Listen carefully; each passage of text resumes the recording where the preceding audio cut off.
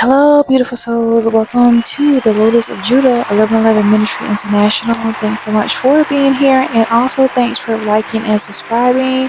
We're on our way to 100K. We're almost there, and I could not have done it without you all. This is a women's ministry, and I thank you for all of you that are a part of this. And nothing against the bros, nothing against the brothers, but according to scripture, women are not supposed to be preaching to men. So I'm just being obedient and doing what I'm supposed to do. So please don't take offense. Thanks for respecting my choice. And so I want to share this at this time because some of us are being called to speak in regarding to things concerning society, things concerning our souls outside of the 501c3. Why this is important? And again, to each his own. I'm just a spiritual messenger, and I'm given certain messages to convey. I'm just being obedient. The reason why this is so important is because when you are under institutional contracts and you gotta speak in a certain way, you don't have a level of freedom.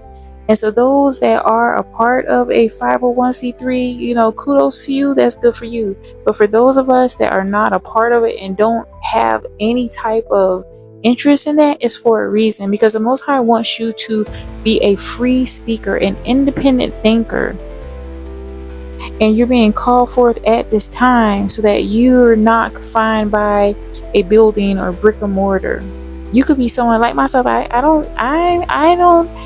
I do not have an interest of being a part of a traditional ministry per se.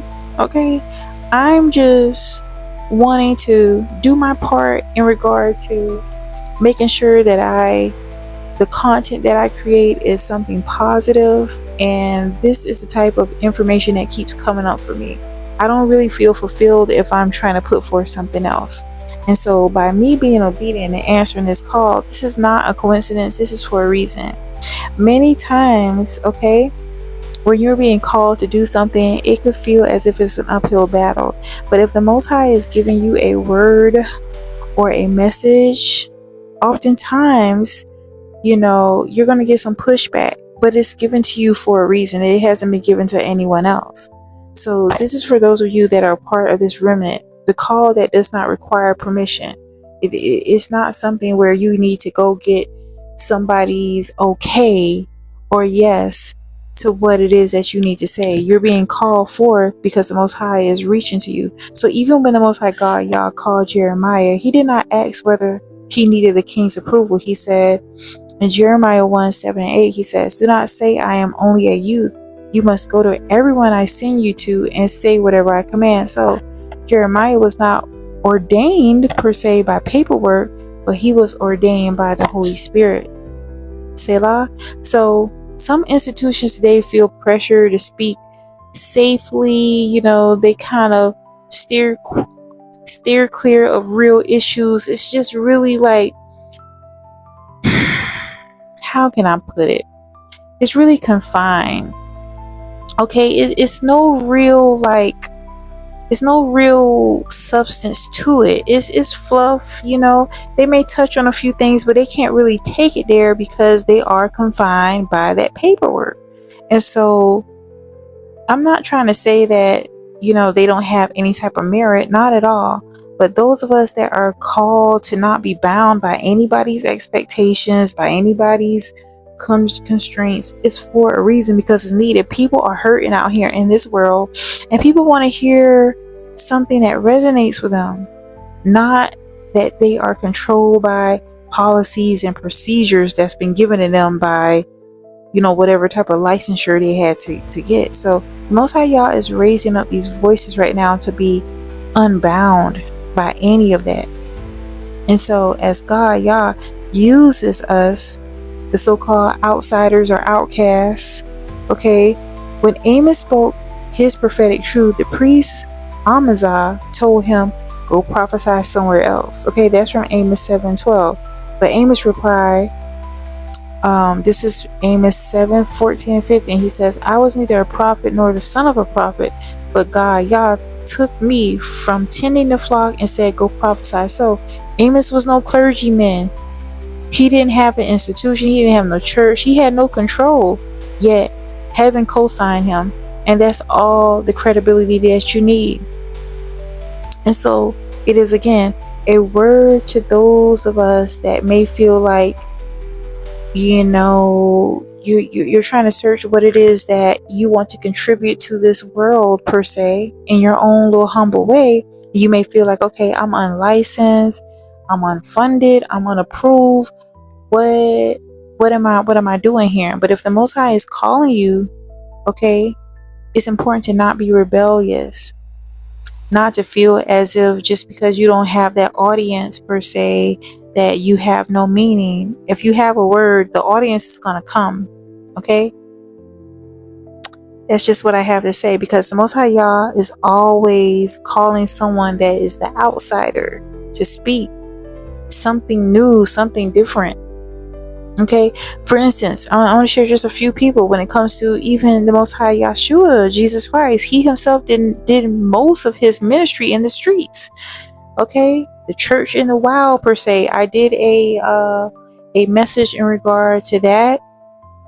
Okay, I made sure that I had my husband featured on there because, that's mainly the man's domain, this outdoor stuff. And I wanted to show some balance here. So I will link that in the description box if you want to hear, him speak or whatever. But in regard to a few other key figures in scripture, John the Baptist, okay, he was in the wilderness, not in the temple. Moses was raised in ancient Kemet or Egypt, but he delivered his messages outside of that. According to Acts 5:29, the apostle says, we must obey God rather than men. So the voice outside the walls often carries the clearest word. Sometimes the Most High is wanting you to speak because you don't have that level of confinement to yourself. You don't have these expectations that people that may be a part of a 501c3 have. And I'm not trying to knock it, but I'm just saying it may not necessarily be for you. God may be calling you to do your own thing without those type of restrictions that's in place. So when a system cannot speak, the Most High will send somebody that has actually gone through certain situations, okay? Because there are topics that need to be discussed that people that are under these sort of rules and regulations, they're not able to really speak to. They can't touch those things. But you being unlicensed, you being so-called, a free agent out here, you don't have any type of consequences tied to the things that you're saying. Okay? So although it may feel as if you're not necessarily supported by the world when it comes to stepping out on faith and sharing these messages or whatever, your assignment comes with no strings attached. So you have complete free will. Understand that you are appointed to speak at this time, even in regard to uncomfortable truths, things that may be hidden, okay, warfare within our culture, spiritual warfare, I mean, in particular, any type of deliverance that is needed, things that people need to focus on, healing. So this whole 501c3, I'm not saying it's evil, but it's for real limited. Your calling should not have no limits on it. And this is your confirmation. Those of you that are inclined to share your testimonies or whatever it is that you feel called to do. Okay? And even if you feel pressure to speak, but you fear some type of backlash, if you have felt something really heavy on your heart to share, even if you feel being misunderstood, understand too that if you have seen what others cannot see, if you have discerned what others dare not to say, this is what the Most High has for you. According to Isaiah 58:1, he says, cry aloud, spare not, lift up your voice like a trumpet. So the trumpet is not meant to be soft, right?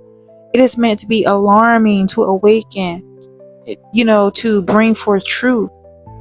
And so utilize your voice, even though literally the boldness of your anointing is something that cannot be silenced.